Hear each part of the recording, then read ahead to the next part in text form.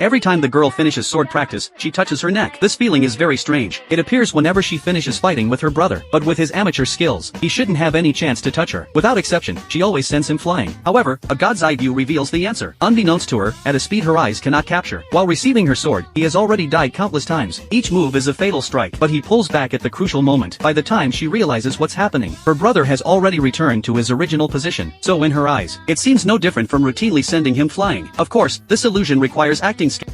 お姉ちゃん強いよ。